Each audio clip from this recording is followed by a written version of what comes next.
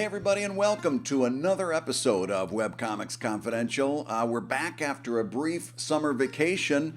As it turns out, it's really hard to record these while you're home with the kids. But they're back to school, and that means Webcomics Confidential is back. And for our return episode, I'd like to talk about something that is complicated enough that I'll probably end up taking another swing at this. This may be a two-parter because there's so much here to talk about. And that is, we're going to talk about reading a printer's spec sheet. In other words, what we're going to talk about is getting a quote for your book when you're ready to print your book, getting a quote from the printer that says how much it's going to cost to print your book. I would suggest, well, let's start the conversation here. Many of us, I know I started this way. I would be willing to bet you're starting this way. We all started with print on demand, POD. And that's a really great way to start getting your feet wet in printing and kind of understanding how the book market works. The problem with print on demand, even though the quality has really come up from when we all started back in 2000 with like Cafe Press and so forth, the quality has, especially for color printing, the quality has come up way higher than what it started out. However, the profit margin is very low on print on demand. In other words, with print on demand, you upload your book as a PDF to the service, whether it's CreateSpace or Lulu or one of the hundreds of print on demand vendors that are out there. You upload a PDF and then they create one book for every book that is ordered through the service. So if somebody in Oklahoma orders one of your books, they print one book, they bind it, they ship it off to Oklahoma, and they give you your share of the profits after taking their share. Problem is that this is an expensive process, and your share is going to be very little. You are not going to be able to make a serious profit. You're not going to get a serious return on investment until you move to doing a offset print run. And that is going to involve moving away from a POD system and into a system that you are very likely, I would hope, you're doing a Kickstarter and you're generating the funds to do this up front. And then you're going to print maybe 300, 500, 1,000, however many you think you can sell, however many you think you can cover with a Kickstarter. You're going to store these and then ship them yourself. Now, there's a great way to do this. It's called BackerKit that works hand in hand with Kickstarter. We're going to be talking about BackerKit later. In the meantime, if you are considering starting a Kickstarter in the next couple of weeks, I strongly recommend you look into BackerKit. There is some information on webcomics.com about it, but there's now that I've gone through it and made all the mistakes and suffered all of the trials, I can talk a lot more intelligently about BackerKit than I could have. But just to put a little note there, we will talk about that more. But doing an offset print run means that you are going to be storing a couple hundred books in wherever you have room to store them, whether that's your studio, a self-storage space that you rent, your basement, your bedroom, wherever it is, and then you are going to be fulfilling these orders on your own. The problem with that is that every printer is going to price the same book vastly different depending on 100 different variables. The first of which is going to be the paper size of your book. Your paper size may not be convenient to their stock papers that they carry or their printing equipment that they use. Every printing house is going to have a different set of equipment, and your book might fit perfectly on their presses. They might find you might fit them like a glove, or it might be difficult for them to run your size of a book.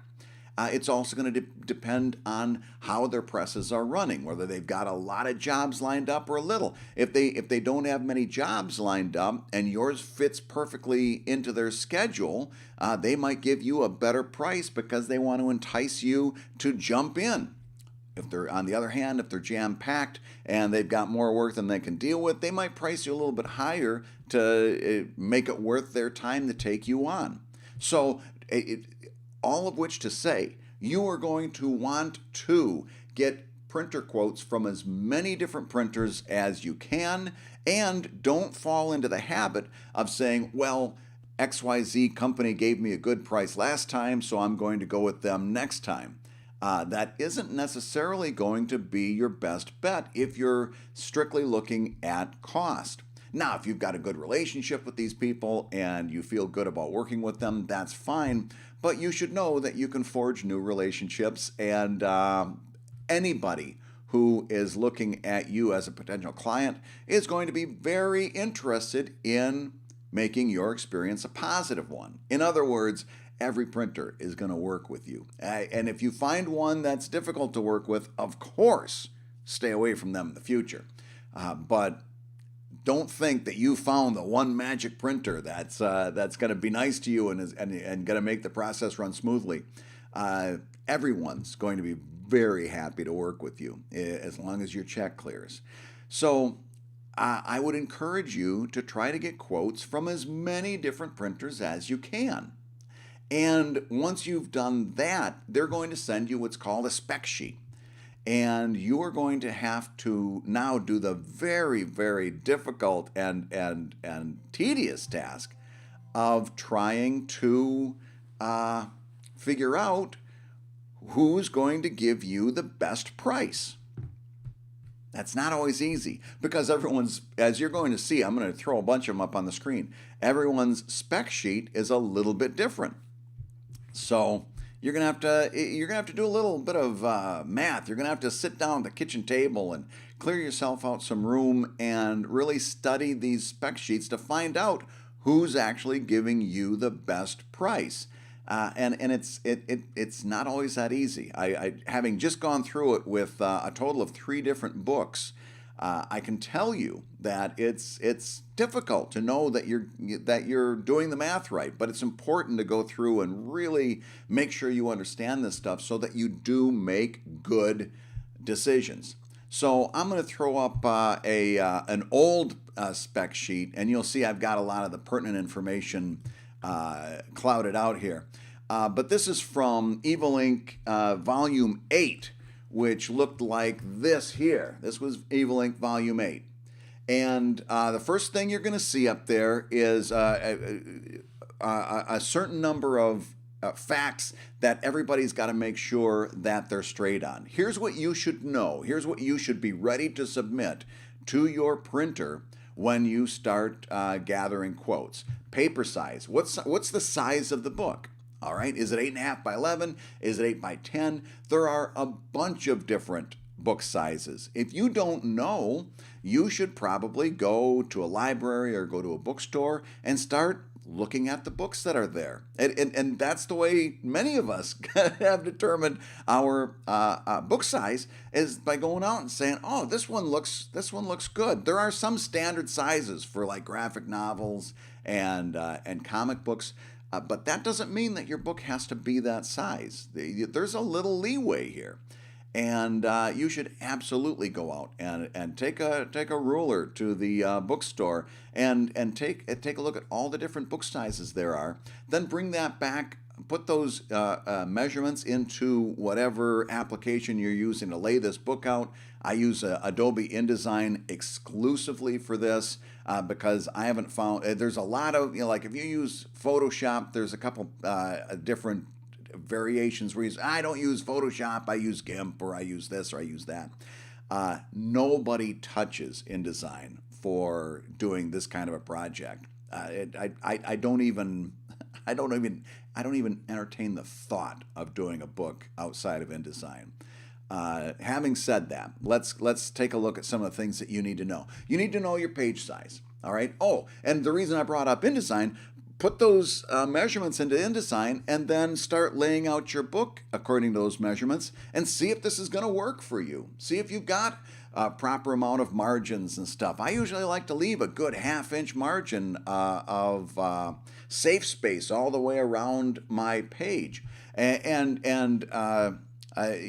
you're not sure what we're talking about when we talk about live space and safe space and trims and bleeds, put trim and bleed into a search on webcomics.com. I've got an excellent tutorial that teaches you what all of those terms mean.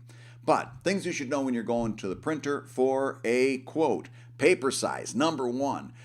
Paper weight. Oh, now this gets really confusing because there's lots of different ways for us to describe the weight of the paper. And that's basically going to be like the thickness of the paper. Now, for Evil Ink Volume 8, there's like three main ways that we describe page weight.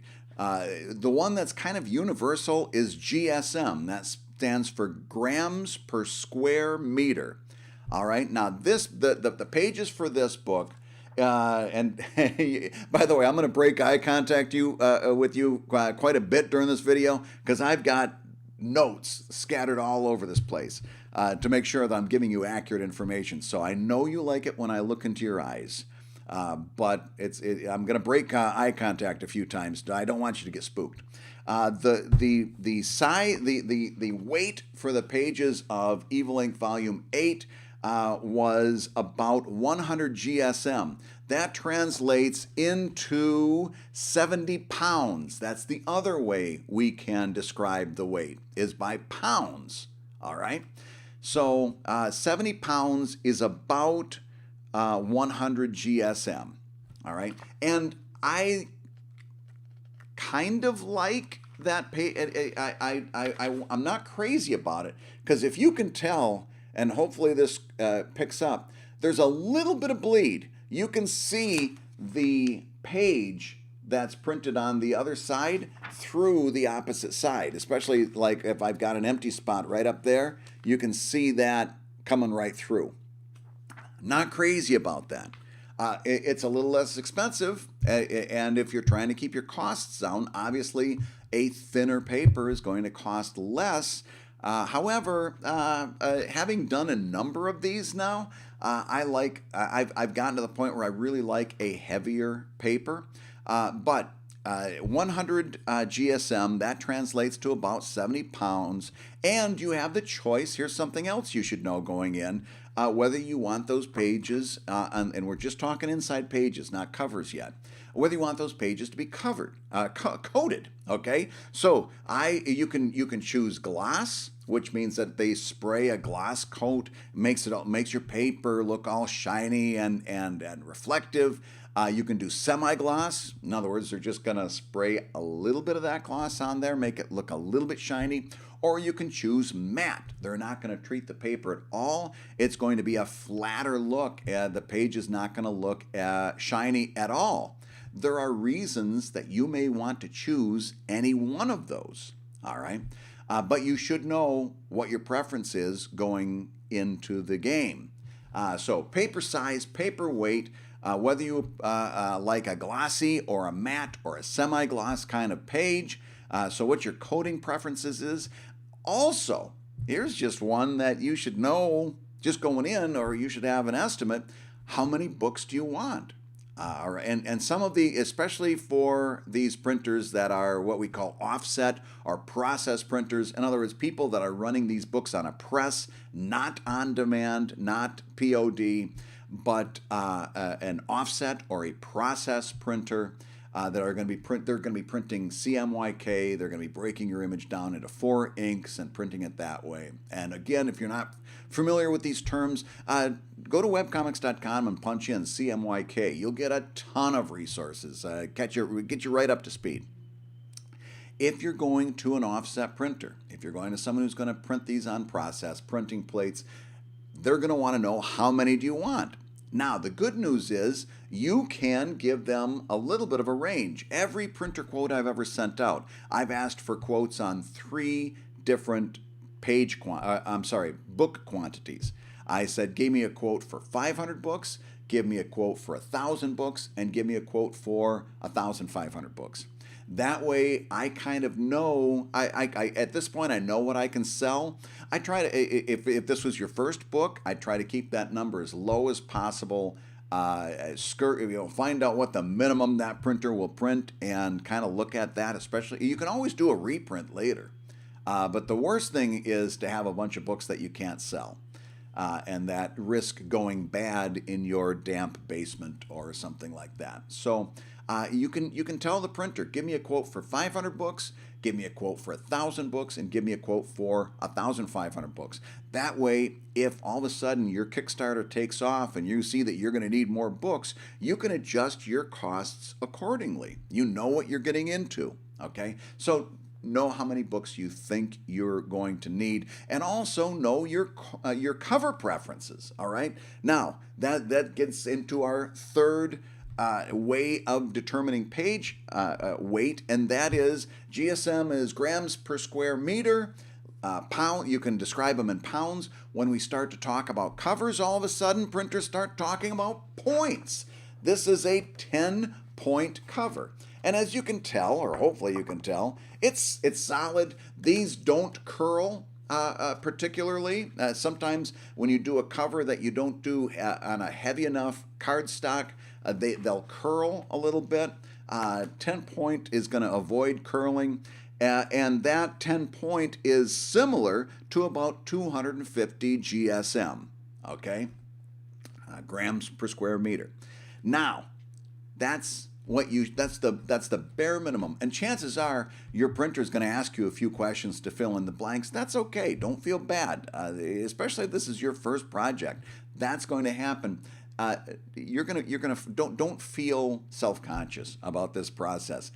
In fact, like this last one where I did Evil Ink After Dark, I was way out of my comfort zone, and I just told them right up front, listen. I know this is not my first book run, but this is the first time I've attempted to do a number of things that I haven't done before. So you're just going to have to walk me through it. I'm going to ask a lot of dumb questions, and you know, I'm going to ask questions so I don't end up getting into an emergency later on. And I'm going to be annoying up front, but hopefully after we finally hit the go button on this press, it'll go smoothly from there on. So don't be afraid to ask questions.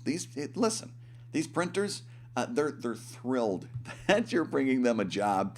They're happy to have your money. They're going to be thrilled that your check clears, and their job is to answer your questions. Your job is to not feel self-conscious about asking questions. Ask a bunch of dumb questions and get a bunch of answers, and that's how you'll get better at this. Don't feel self-conscious. So when you send them all the information, then they're going to probably say, well, what about this? What about this? What about this? Oh, and by the way, I'm just giving you the bare minimum for like a graphic novel or a comic book. There's, as you're going to see shortly, there's all kinds of places we can go with this. But bare minimum, you give them this, and they're going to send you a printer quote. All right, and here's the first one that I'm going to bring up on the screen and this is for Evil Ink Volume 8. And you can see originally my trim size was 8.5 by 11. Their press doesn't quite do 8.5 by 11, so they changed my my trim size to 8 3/8 by 10 7/8, which is practically 8.5 by 11, but not quite. And I had to adjust. If I want to use this printer, I'm going to have to adjust my InDesign layout, okay? Also, take a look there. They've got the 3 different quantities. Then they've got something there called tolerance, 10%. What does that mean? Well, what that means is these printing presses don't stop on a dime. And if I order 500, I'm going to get, it's not going to be exactly 500. It's going to be a little less than 500, or more likely a little more than 500. And what that tolerance says is they are allowed to send me up to 10% more than I ordered. So 10% of 500, for example, is 50. So I might get 550 instead of 500, and I've got to pay for those extra books. Now, you'll note as we go down this printer quote, a lot of times there's a special price for anything over my original amount, but I still got to pay for them. They might be giving me a break, but I still got to pay for them. But no more than the tolerance. It also means that I might get less than 500. I might get 450. But I don't think that happens all that often. They believe me, they're going to run over way more than they run under. Okay, so that's what the tolerance means. It means that you may get more books than you ordered up to this amount. Page count, oh, there's another one. Yeah, gosh, I didn't mention that, but I should. You should know how many pages are in your book. Oh, and by the way, boy, oh boy, I can't believe I forgot this. By the way, know that in a process printing environment, in an offset environment, your page count is more than likely going to be a factor of 8 because of how they process the pages on that press. So you are never going to have, for example, a 9-page book. That's a ridiculous example, but there it is. It's always going to be a factor of 8. Okay, so whatever number you come up with a page count, it's going to be divisible by 8. And it also means if you've got enough content for, let's say, for this example, I've got 128 pages. Let's say you've got enough content for 124 pages. You've got to find something to fill those extra 4 pages. Whether that's and of course, part of your original count should be things like the title page, the copyright page, if there's a list of supporters, if you're doing a Kickstarter, all those have to be accounted for in your page count. And if you, even with all those things, you can't quite get to a number that is a factor of 8, you got to figure something out. Conversely, if you've got your page count brings you to 129, and that's not a factor of 8, you've got to start deciding how to condense that so that you can bring that down to a factor of 8. Yeah, it gets a little confusing, gets a little complicated. So there's my page count, 128. Now you see they've got, first up, they're describing the cover. And I've got 10 points, C1S. What the heck does C1S mean? It means that it's coded, C, on one side, S, C1S. All that means is they put a glossy coat on this side of the cover. I can't talk like that, but not the inside cover. The inside cover is matte. Outside cover, glossy. Inside cover, matte. I'm not doing any printing on the inside cover, so there's no real reason for me to put a gloss there. It's just going to make it more expensive. It is going to make that cover stand up to more damage. It's going to make it curl less. It's not a terrible idea to consider coating it on both sides, but I have found through my own experience it's not really necessary to coat that on both sides. So C1S coated on one side. That's a 10-point C1S cover right there. Next item down, 4/0 offset printing. Okay, the offset you already understand means that it's process printing. It's not a digital printing situation. I'll have to give them proofs that can be separated into CMYK, and they will print that cover using the 4 inks, cyan, magenta, yellow, and black. 4/0, what does that mean? Well, you're going to see a bunch of those type of things. You can have 4/0, you could have 4/4, you could have 4/1, you could have 1/4, 0/1. The 3 numbers you're usually going to see is 4, 0, and 1, and then a slash. All that means is that I've got full color printing on one side of the paper. This is all one sheet of paper, this cover. I'll have 4 color printing on one side, no printing on the other side. I don't have an inside cover being printed. So this is 4 inks on one side of the paper, 0 inks on the other, 4/0.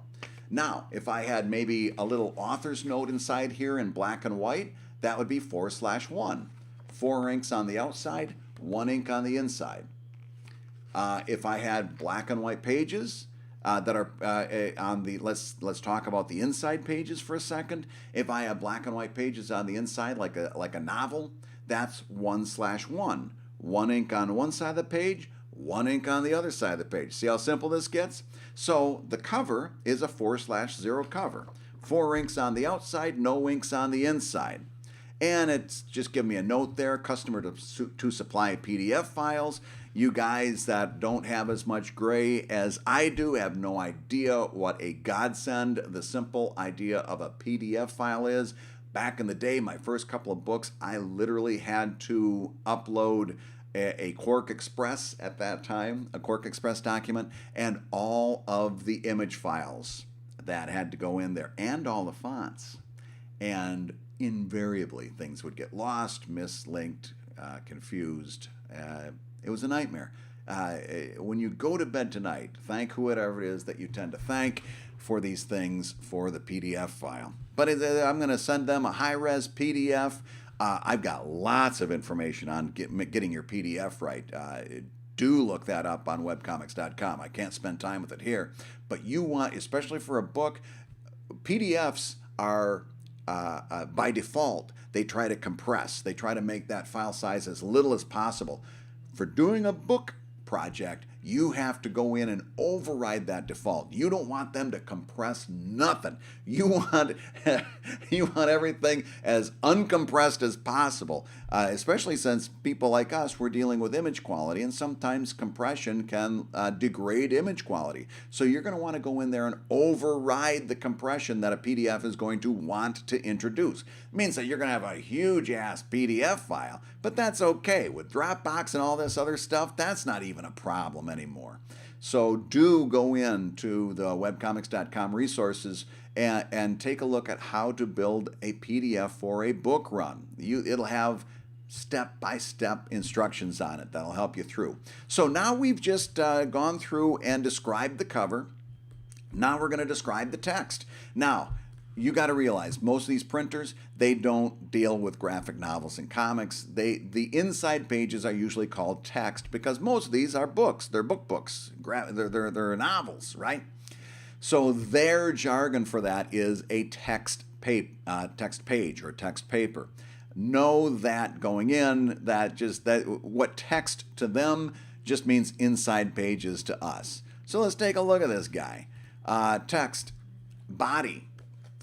Paper is 70 pounds, glass number 3. In other words, it's 70 pounds, which is about, what did I just tell you, 100 GSM. And I choose a glossy coating for my inside pages. I think they look nicer glossy, especially like superhero comics. I like those colors to be nice and bright and shiny. Okay, you may be different. Your tastes or your needs may be different. Okay, so 70 pounds glass number 3, 4/4 offset printing. Offset means process printing, CMYK. 4/4, obviously at this point, means that there's printing on one side of the page and there's printing on the other side of the page. Customer to supply PDF files, bop-da-bop. Binding, there's a number of different types of binding. Most of our projects here are going to be perfect bound. That means that the pages are going to be glued into the spine. Can't get that to focus, but you right there. There's glue there holding those pages into the spine. Perfect binding means that it's glued into the spine. A comic book is going to be saddle stitched. That's a fancy term for stapled in the middle, in the spine. There's a number of different binding options. Most often for a graphic novel, it's going to be perfect binding. Perfect bind. Now we get into where the rubber meets the road. Packing and delivery. Right here, this particular vendor did not include freight. You always want freight included in your quote. You need to know how much it's going to cost for them to ship you those books. It can be thousands of dollars, depending on the book and depending on if you're using an overseas vendor. This can add up to a lot of money. You need to know, and I'm sure, I don't have it here, but I'm sure if I decided I wanted to use this vendor, I would have followed up and found out exactly how much it's going to cost to ship. Now, what do you need to know to get that number? Well, number one, they need to know how heavy the books are, and they can find that out in a heartbeat. Later on, by the way, as a little tangent here, if you're using BackerKit, and you will need to put into BackerKit the weight of each book so they can handle your shipping or help you do the shipping fulfillment. Don't be afraid to call up your printer and say, hey, how much is this book going to weigh? How much will one book weigh? They'll be able to tell you down to the decimal point, and you need that information. But just take a moment and realize they know what this book is going to weigh, even before it's printed. You have to then give them information on how they would deliver it. Now, when I was working out of my house, that meant telling them that this was going to be a residential delivery. That means that I'm not going to have a truck bay for them, right? And it means that they're going to. I live in Philadelphia. You got to realize that you're going to be sending a truck down a very narrow street. They need that because when they get to the logistics part of this, they're going to hand this off to a vendor that's going to supply the shipping, and that person needs to know what kind of truck they can load these pallets on. And if you live down a skinny street, you got to tell them they're not sending a semi down there, and the guy's madder than a wet hen at you because you didn't account for this. So, residential delivery, if you're having it delivered to your house or to a place where you live, like an apartment, or is this going to be to a storage unit where they are going to have very easy load-in access? They've got to know that. Now, if you don't have a truck bay, now I work out of a studio now. It used to be an old factory. We've got truck bays here that I can have these guys back right up to. It makes it much easier. But if you don't, you need to tell them that truck needs to have a lift gate on it. That's a little gate off the back of the truck that they can flatten out. Then they go into the truck, they bring that on the gate, and then the gate, they can bring that down to street level and unload it. That truck needs to have a lift gate, and the driver's going to need a pallet jack on board because these crates are going to be these pallets. They're thousands of pounds. You're not going to be able to lift this stuff. Although I think for Fables, this was the middle of June. Speaking of making all the dumb mistakes so you don't have to, I hadn't accounted for any of this, and the best this trucker was able to do for me was put it on the sidewalk in front of my house. And then I had to, and thank God it wasn't raining, I had to tear these pallets down and carry the books into my house. And my particular house, I had to go up like 13 steps to get into the house, and then I had to go down another 14 or 15 steps to get them into the basement. It was a very long day. But all that to say, if you have a residential delivery in mind, you need to let them know that A, it's residential, B, if they need to send a smaller truck, like a box truck, as opposed to a semi truck, they need to have a lift gate if you don't have a truck bay, and they need to have a pallet jack on board. That all gets factored into your price. You do not want to be paying for this stuff later on after your Kickstarter is closed. You want to account for all of these costs. Now let's go down. Now we've got our different quantities and payments here. So for 500, this looked like it was going to be 5,500. The unit price, that's useful to know, was $11.50. Additional copies, that goes back to our tolerance. Anything over 500, I was only going to have to pay $1.10 for. And as you can see, they did not include freight costs.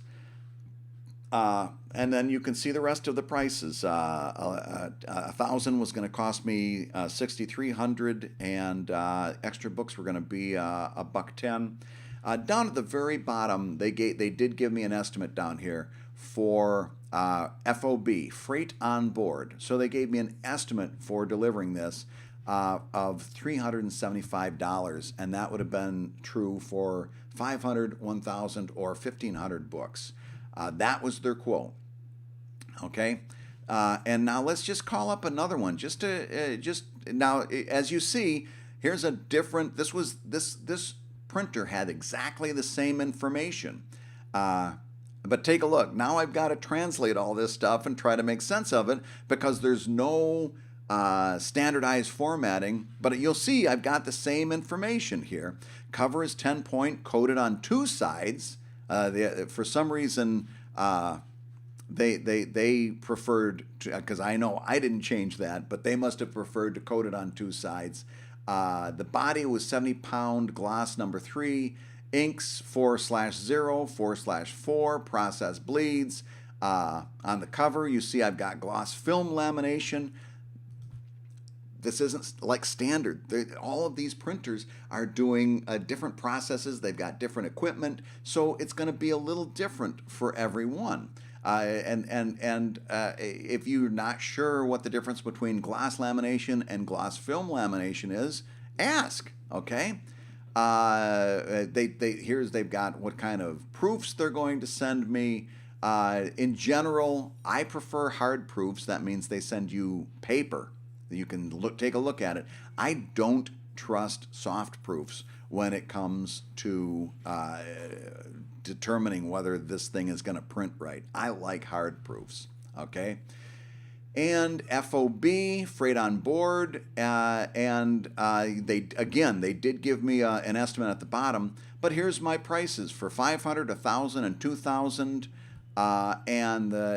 Take a look at the bottom here. Common carrier, liftgate, and pallet jack to Philadelphia is going to cost approximately $350 to $625 based on the quantity. So now I can kind of estimate how much this is going to cost. Here's another quote, and as you can see, it looks like here I had a number of different pages that I quoted. As a matter of fact, inside ink, 4 process bleeds, and you can see that they even quoted me different quantities based on the different page quantities, and they were, by the way, they were more than happy to do that.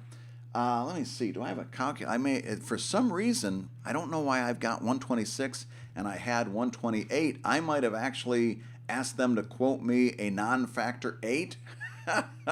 and they did for some reason. I don't know why I've got a different number there, but at any rate, that might be an indication that I screwed up, and we just had to address that a little bit later. Oh, and by the way, what I have found out is if you do screw up, like for example, and you say 126 and it should be 128, this is driving me crazy. I got to bring my calculator up. Isn't that horrible? I should be able to do that off the top of my head, and I am just not. I don't have one of those brains where I can do that kind of math. Let's see, 126 divided by 8. Yeah, that's not a factor of 8. 128 divided by 8 is 16. Yeah. So what happened was I asked them for 126, and if I remember right, they said, "Oh yeah, we'll give you a 126-page book. It'll have 2 blank pages at the end." At which point I'm like, "No, come on, I'll figure out something to put on those pages." But again, take a look. This is what that quote looked like, and down at the bottom you see the freight estimate. FOB Philadelphia, 1-drop residential area, tailgate, pallet jack, and they've got different prices based on those different page quantities and book quantities. You've got to sit down now, and it really helps to kind of figure out what the unit price is and stuff like that when you're figuring out how these books are going to affect your bottom line. You've got to now take a look at all those quotes, and this is 3. I guarantee you, for Evil Ink After Dark over there that I'm packaging up to ship out, I may have had 6, 7, 8 different printer quotes. I even was taking a look at some digital printers just for giggles to see how that would turn out. Uh, I, I went digital with the commission comic book, and it looked very good. The color printing's very good, but I'm not ready to trust one of my main, big title books to digital printing just yet. But they're getting there. But all of which to say, I gathered up a metric ton of different quotes, and I had to go by and figure out who was giving me the best price. Let's call up a few of those quotes, and this one you can see some of my noodles, some of my figuring in the margins. First one I bring up reminds me of something that I wanted to make sure I talked to you about. If you're doing a Kickstarter, for example, and you wanted to offer something special to your Kickstarter backers, like they get an exclusive hardcover version of the book, and everybody else who buys the book after that gets a soft cover, or if you just want hardcovers and soft covers available, you can do what's called a split run for your book. What that means is just like it sounds. Think about it. The inside pages of those books are exactly the same. The only thing that's different is what kind of cover they slap on it.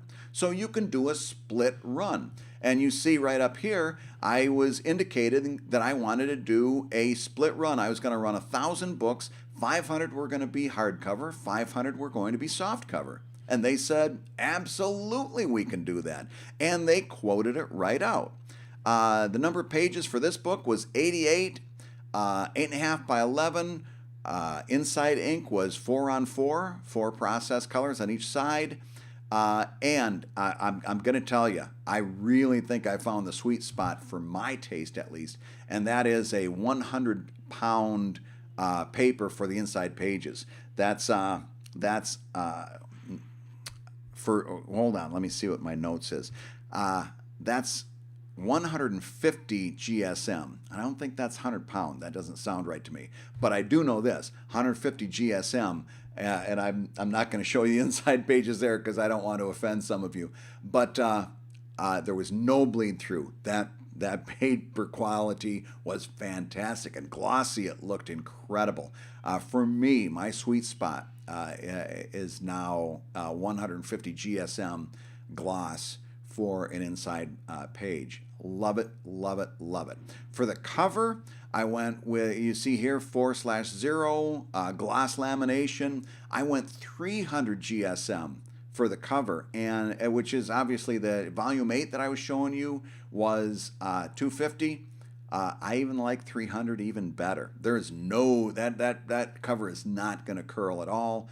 And I had that with a gloss coating. Loved it, loved it, loved it. I can't say enough good things. For me, right now, my sweet spot is 300 GSM cover and 150 GSM inside pages. Going further down here, you see that they quoted me for 500, 1,000, 1,500, and 2,000. And I've got all of my estimates there, along with what I would pay for additional. You'll see up there again, you've got a tolerance of 10%.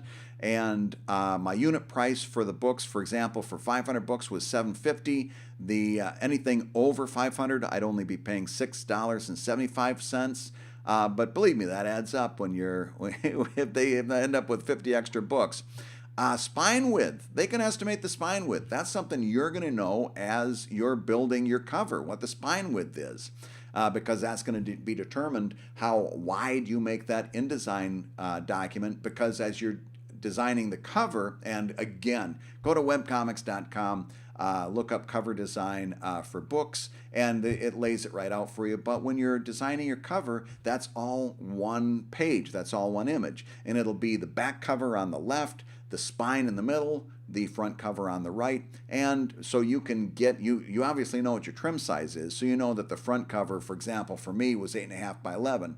I was going to add 8.5 and 8.5. I was going to have at least 17 inches wide, and then I had to add whatever it was for the spine so I could set this cover up right. They know the spine width. If they don't tell you, call them up. They'll tell you right away, and it's no problem for them. But spine width is something you need. So yeah, there you've got the spine width for each one of those, and the weight. Again, you want to know the weight of what these books are. And down below, you see that they gave me an estimate for shipping a drop tailgate and a pallet jack, and I know what my shipping expenses are going to be all the way down the line. Just giving you a quick, here's another vendor that was estimating a split run, and you can see how they handled that. And you'll notice also that I had specified 150 GSM. The closest they could come was 140, and they indicated that right there.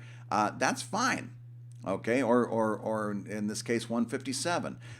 Again, every printer is going to have their paper stock. They might not get it right on the nose, but they're going to give you something close, and hopefully they're going to give you a little heads up when they do that. But I see all of my different variables there. Did this person give? This person evidently did not give me a freight charge, at least not on the first run. And here's yet another one, and you can see all of the variables there. The hardcover. For hardcover too, you've got page ends. That's a topic that we should probably come around to at a later date. We'll talk maybe specifically about hardcovers. But you can see all the information down there, and you can see my my math in the margins, and you know what this was going to cost to ship to my door. Now, there's one printer out there. And this guy has given me fits. There was one printer gave me a really good quote. I came really close to doing business with this guy, except he didn't give me a freight estimate. And so I said, hey, this looks really good. Let me know what it's going to cost to have these shipped out on a truck with a lift gate and a pallet jack. And he said, no problem. And he sent me out a new quote, and it was exactly the same as the old quote, and it didn't have the freight. And we went through this another iteration yet, a third time. He wrote me back later on saying, hey, are you going to do that project? I'm like, no. I kept asking you for freight quotes, and you kept sending me the same quote that you had sent me the time before. I went with somebody else. He was really upset, but it's like, listen, you cannot do business with somebody until you know the full extent of what it's going to cost. And if this person was trying to slide in under my radar by getting the lowest price because he wasn't including freight, well, it would have been my fault if I hadn't caught that. And it's the same for you. You've got to know what you're looking for. You've got to try to compare all of these printers on the same level. And that means collecting all of your costs, not only what it costs to print them, but what it's going to cost to ship them to you, whether there's going to be any customs forms you need to fill out, all of that stuff you need to know on the first hand. But that's a really quick look at going through a printer's spec sheet. Hit those comments in the little section below. Let me know what your questions are. Let me know what your thoughts are. I'll try to address anything I can. Again, every printer is going to be a little bit different. So if you've got specific questions, you should be directing them to your printer, who is going to be more than happy to address them. But until then, this is Brad Guigar. This is webcomics.com, and we'll see you next time.